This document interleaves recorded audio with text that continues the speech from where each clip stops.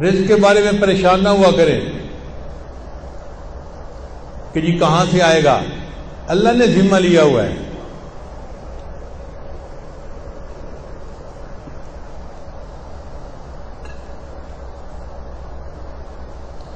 ایک مرتبہ ایک آدمی میرے پاس آیا، بہت اچھی پرسنالٹی تھی، لکھا پڑھا بندہ نظر آتا تھا، مگر زاروں قطار رونے بیٹھ گیا، آنسو ٹپ ٹپ گر رہے تھے۔ میں بھی پریشان ہوا کہ یہ بندہ بہت ہی دکھی ہے جو اتنا رو رہا ہے۔ خیر تھوڑی دیر کے بعد میں نے ان سے پوچھا کہ جی آپ بیٹھے رو ہی رہے ہیں، آپ کوئی بات کریں۔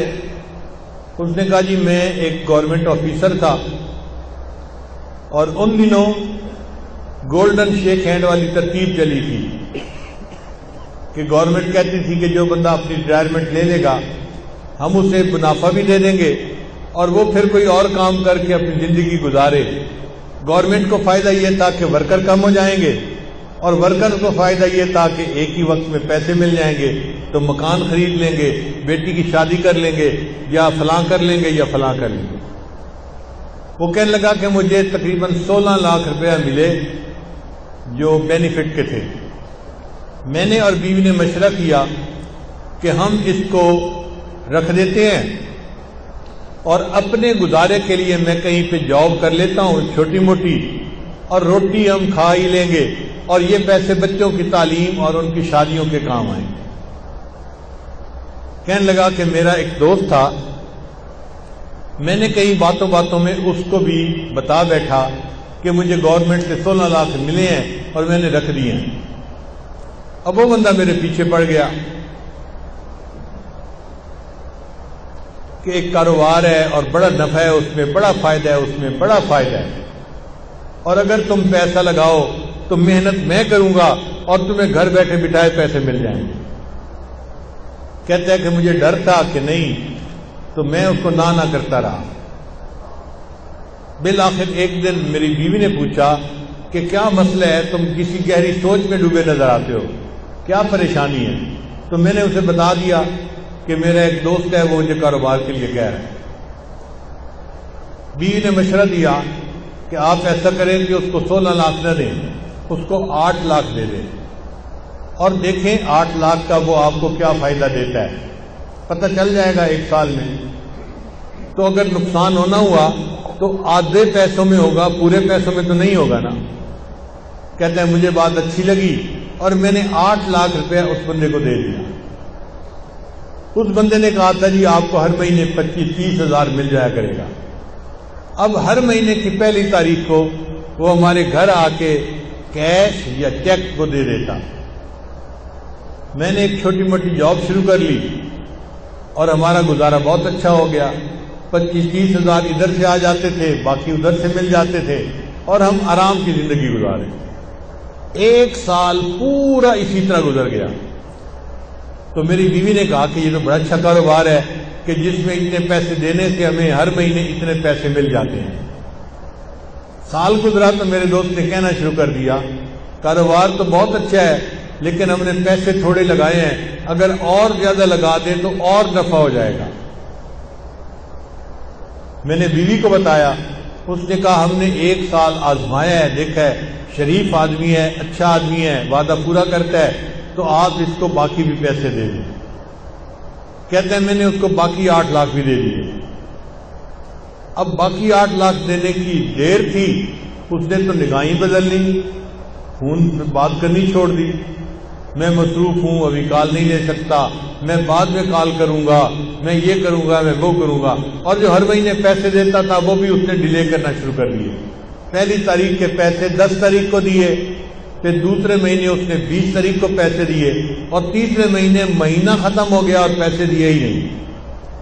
اب میں نے اسے فون کیا، بھئی آپ ہر مہینے پیسے دیتے تھے تو ہمیں گھر میں خرچے میں تنگی ہو رہی ہے، آپ پیسے نہیں دیے اس مہینے۔ وہ جی میں نے آپ سے بات کرنی ہے، میں 2 بندوں کو لا کے آپ سے بات کروں گا۔ اب بات اس نے کیا کی، اس نے کہا جی کہ مجھے تو کاروبار میں نقصان ہو گیا ہے اور 16 لاکھ کے 16 لاکھ ختم ہو گئے ہیں، تو میرے پاس تو پیسہ ہی نہیں آپ کو دینے کے لیے، اور جو بندے لے کے آیا تھا وہ بھی اسی کے سائز کے تھے، اسی طرح کے، وہ بھی مجھے سمجھانے لگے اور کہنے لگے کاروبار میں لاس بھی ہو جاتا ہے، پروفٹ بھی ہو جاتا ہے. اب آپ نے اگر 1 سال پروفٹ کھایا ہے تو لاس ہو گیا تو لاس کو بھی برداشت کر لو. کہنے لگا میں بڑا پریشان کہ میرے 16 لاکھ روپے غبن ہو گئے، ختم ہو گئے. کہتے ہیں اس سے میں مقدمہ تو کر نہیں سکتا تھا، نہ میں لڑ سکتا تھا، وہ لڑائی میں مقدمے میں مجھ سے زیادہ تیز تھا.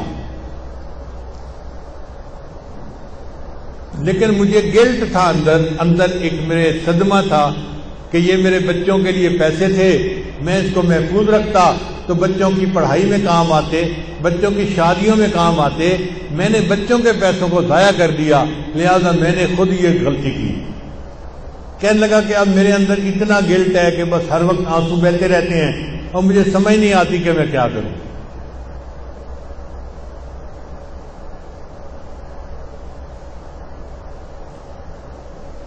اس کی بات سن کے مجھے بھی بہت دکھ ہوا کہ ایک شریف آدمی اذیت میں مبتلا ہو گیا. میں نے اسے تسلی دی. پھر تسلی دے کے میں نے اس سے پوچھا کہ مجھے یہ بتائیں کہ آپ کا رزق کہاں پہ ہے. کہنے لگا کیا مطلب؟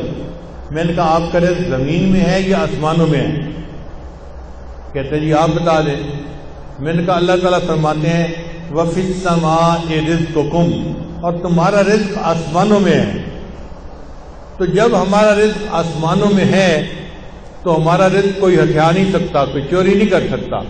جو ہمیں پہنچنا ہے وہ اللہ پہنچا کے رہے گا.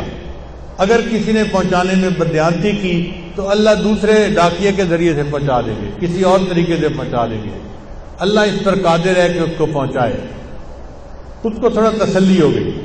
میں نے کہا کہ دیکھیں آپ کا رزق تھا، اگر کسی نے آپ سے بددیانتی سے لے لیا آپ فکر مت کرو، اللہ آپ کو آپ کا رزق دوبارہ دے دیں گے، آپ پریشان نہ ہو. اب اس کا جو رونا تھا وہ بند ہو گیا، ذرا تسلی ہو گئی.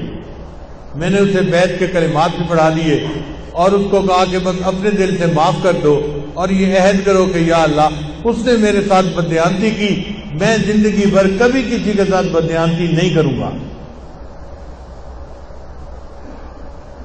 اس نے یہ بھی وعدہ کر لیا. پھر میں نے کہا اچھا یہ بھی میرا وعدہ کرو کہ جب اللہ آپ کو آپ کی ضرورت سے زیادہ پیسہ دیں گے تو آپ زکوٰۃ پابندی سے ادا کریں گے. اس نے یہ بھی وعدہ کر لیا. لو جی میں نے دعائیں دے کے اس کو رخصت کیا. رخصت ہوتے ہوئے مجھ سے پوچھنے لگا حضرت اب میں کیا کروں؟ میں نے کہا کہ بھئی آپ کوئی ایسا کام شروع کریں جو پیسے کے بغیر ہوتا ہے، اللہ برکت دے دے گے. تو ہنس پڑا. حضرت پیسے کے بغیر تو کام کوئی نہیں ہوتا. میں نے کہا سوچیں کوئی نہ کوئی کام ایسا نکل آئے گا چاہے مزدوری کیوں نہ کرنی پڑے. لو جی وہ گیا اور اس نے گھر جا کے بیوی کو بتایا. اس کی بیوی کا غم بھی ختم ہو گیا کہ ہمیں ہمارا رزق اللہ دے دے گے.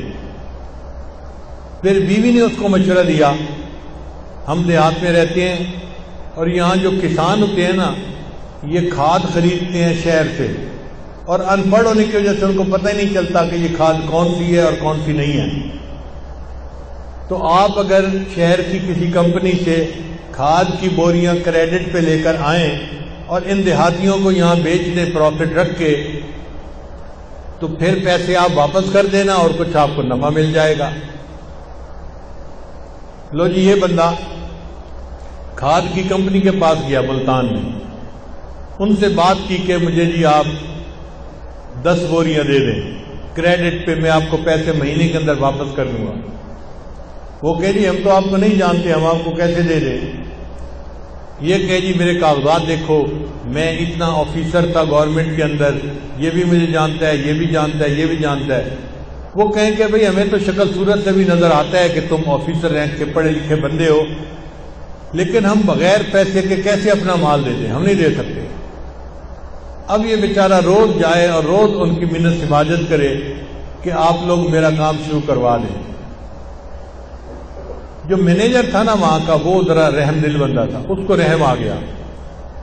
ایک دن وہ کہنے لگا دفتر والوں کو کہ بھائی اس کو 10 بوری کریڈٹ دے دو اور گارنٹی میری ڈال دو، اگر اس نے پیسے نہ بھی دیے تو 10 بوری کے پیسے میں ادا کر دوں گا کہ چلو مجھ سے غلطی ہوئی. لیکن اب اس بندے کو 10 بوری دے دو. اس بندے کو یہ 10 بوری مل گئی، یہ لے آیا، اس نے آ کے کسانوں کو بیچی، ہر بوری پہ 50-50 روپیہ اس نے نفع رکھ لیا، تو 10 بوری کا اس کو اچھا بھلا فائدہ ہو گیا. چنانچہ پھر یہ 10 کی جگہ 20 بوری لینے لگ گیا، پھر 30 بوری لینے لگ گیا، پھر 50 بوری. کرتے کرتے ایک وقت آیا کہ کمپنی والوں نے کہا جی ہم آپ کو پورا ٹرک کریڈٹ پہ دے دیتے ہیں. اب اس نے کریڈٹ پہ ٹرک لیا اور لوگوں کو تقسیم کی کھاد اور ان سے پیسے لے کے واپس دے دیے. پھر ایک ٹرک سے 2 ٹرک اور 3 ٹرک اور ٹرکوں میں کام شروع ہو گیا. اللہ کی شان دیکھیں، کوئی 6-7 سال کا عرصہ گزرا ہوگا. یہ بندہ ایک دن میرے پاس واپس آیا، مجھے کہتے ہیں الحمدللہ حضرت آج میں 16 کروڑ کی پراپرٹی کا مالک ہوں. 16 لاکھ اس کے ضائع ہوئے تھے، اللہ پہ توکل کی، اللہ نے برکت رزق میں ایسی دی کہ 16 کروڑ کی پراپرٹی کا وہ مالک بن گیا. تو ہم کیوں اس معاملے میں شک میں پڑے یا اپنے ذمے حرام لگائیں؟ دل میں تسلی رکھیں، اللہ نے جو ہمیں دیا ہے وہ اللہ نے ہمیں پہنچا کے رہنا ہے. جب اللہ نے پہنچا کے رہنا ہے تو ہم حرام کی طرف کیوں ہاتھ بڑھائیں؟ اس لیے جو چیز شک میں ڈالے اس کو چھوڑ کے اس طرف آ جاؤ جو چیز شک میں نہیں ڈالتی. اللہ تعالی ہمیں ایسے صاف پاک معاملات کرنے کی توفیق عطا فرمائے.